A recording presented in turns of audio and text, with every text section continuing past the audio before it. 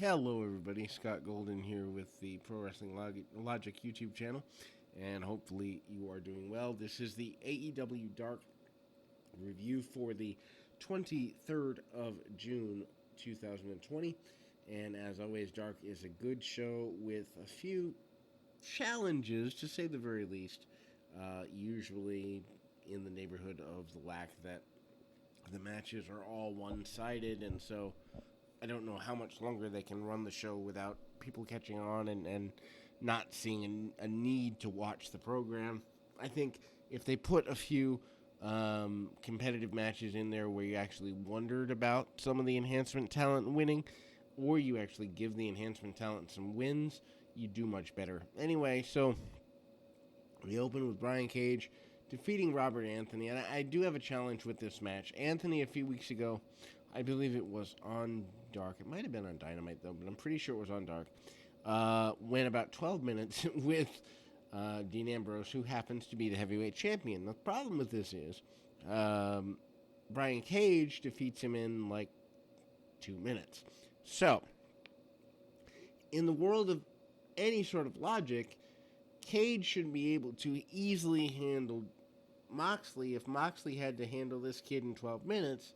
So you've kind of taken away some of the suspension of disbelief of what the Moxley and Cage match might look like if that's the way you go with it. So anyway, Anthony starts with some basic strikes. Cage cuts him off with a clothesline, hits a buckle bomb, and apron suplex, and then hits a drill claw. No problem with the fact that this is a squash. Matter of fact, I wish there were more squashes like this in AEW in general, but having a guy who went 12 minutes with the champion not too terribly long ago get squashed this quickly is not good for business. SCU versus David Ali and Musa. Daniels, at 50 some odd years old, just gets better and better. I don't know how that happens, but it does. Daniel starts the match with Musa. Arm drags, and they both do a standoff. Ali attacks Daniels from behind. Musa hits a power slam on Daniels before tagging out to Ali. Musa hits a really good moonsault on Daniels too. Gets a near fall after tagging back in. Then we move to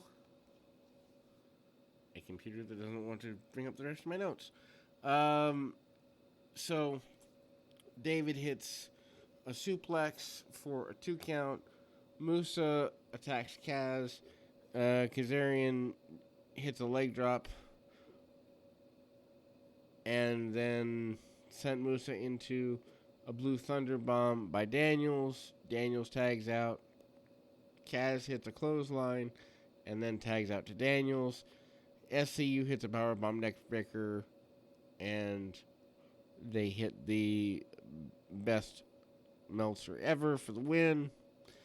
Not a bad little tag match. I don't quite understand why you still have your former tag team champions in enhancement matches. It's disrespectful to the history of the championship.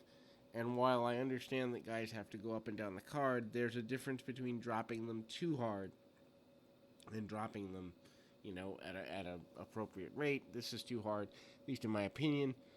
Match 3, Shawn Spears with Tully Blanchard against Pineapple Pete, otherwise known as Sugar Dunkerton. Spears got a little bit of an edge.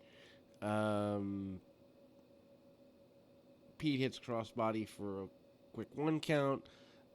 It appears that Spears is picking up the pace a little bit, which is good.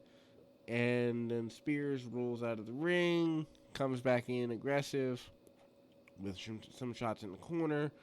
Ref checks on Spears' glove to make sure there's nothing loaded in it. And this is met with some resistance, as if it would be foolish to even think that he would do such a thing.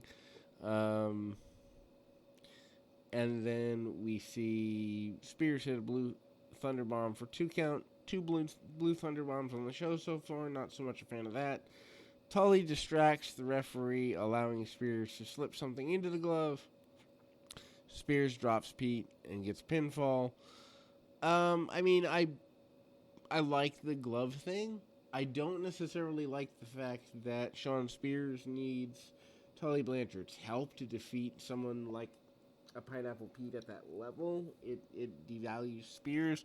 But then maybe if you're going to rebuild him, maybe you do this slowly and it pays off. I'm not really sure. So we move along quickly into another squash. This particular squash is the Lance Archer with Jake the Snake Roberts versus Griff Garrison. Obviously, there's Pounce here.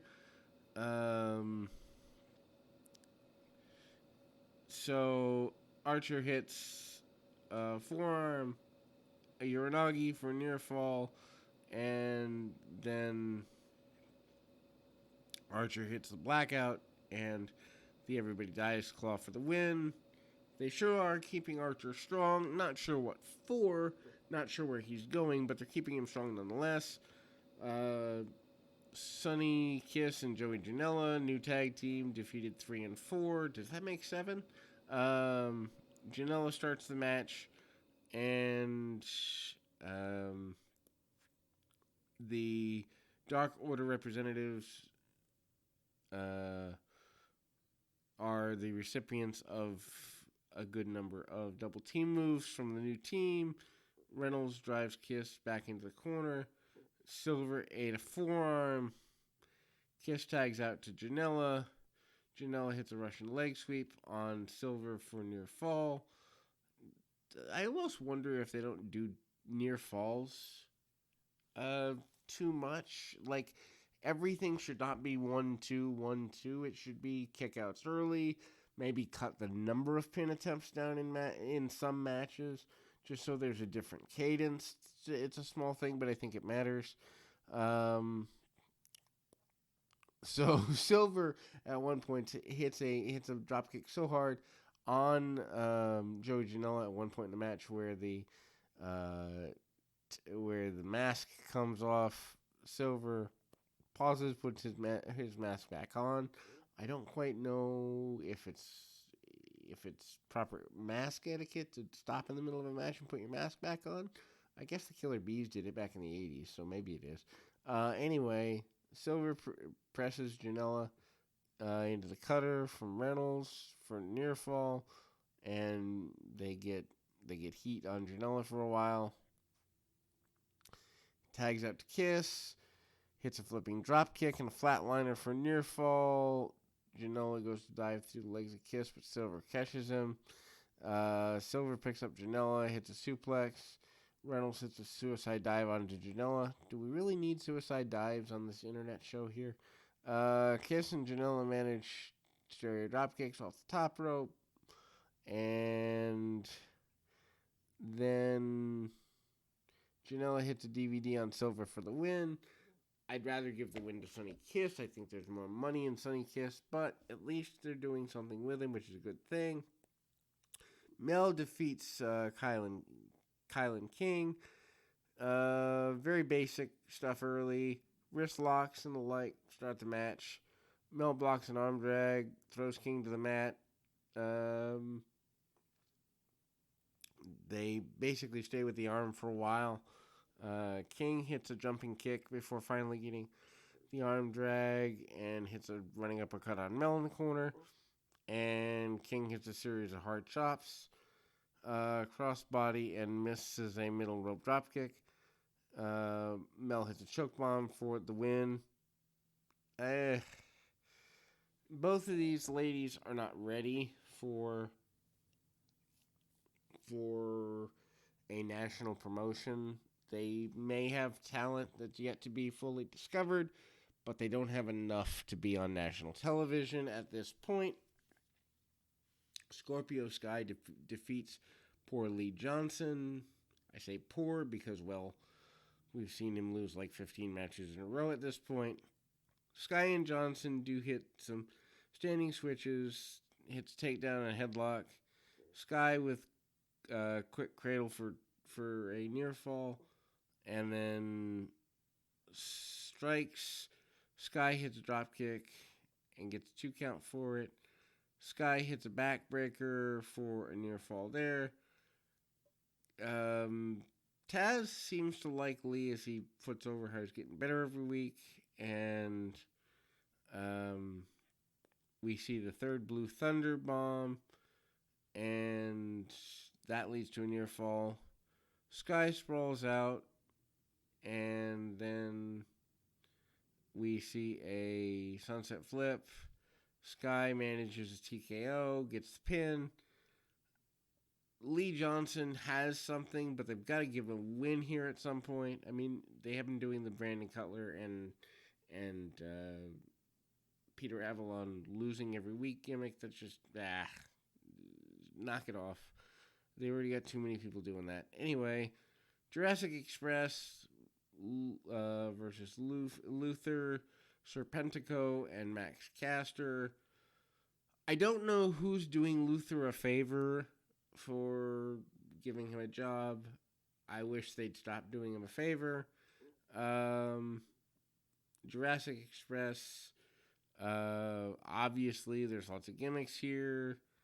Caster tries to freestyle rap, but Marco slaps him and throws crazy punches, so perhaps Marco doesn't like white people rapping. I don't know.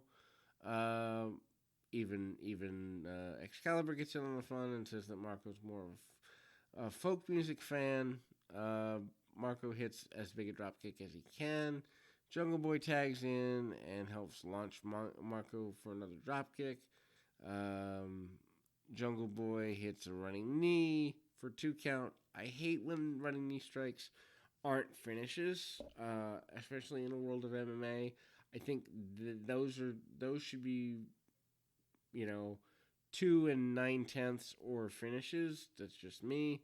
Caster tries to tag out repeatedly, but he has no friends.